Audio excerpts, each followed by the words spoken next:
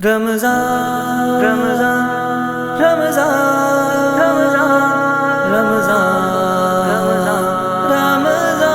رمضان۔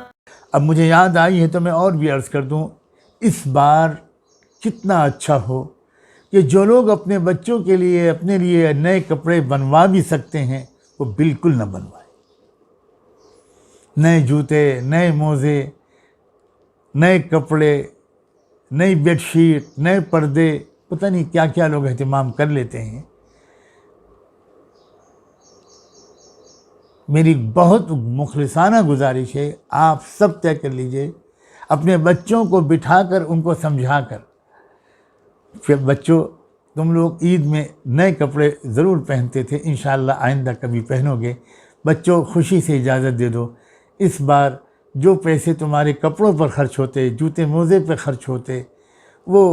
ان پیسوں سے کسی پریشان حال گھرانے کو ہم تمہاری طرف سے سپورٹ کر دیں، کچھ خدمت کر لیں، بچے خوشی سے اجازت دیں گے، اس طرح بچوں کی تربیت بھی ہو جائے گی۔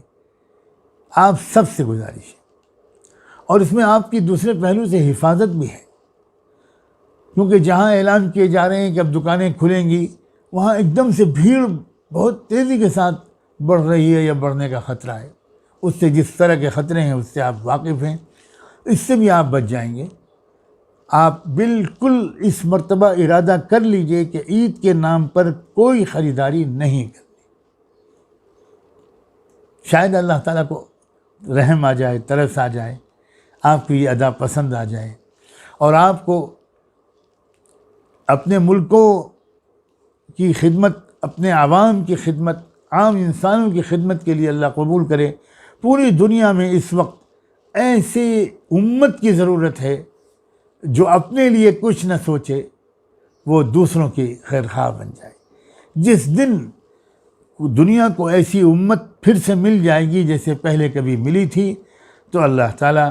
اس دنیا کو اسی امت کے قدموں میں ڈال دیں گے۔ ہے ہند میں انوکھا مرکز تحفظ دین، یہ دین کا ترجمہ ہے مرکز تحفظ دین۔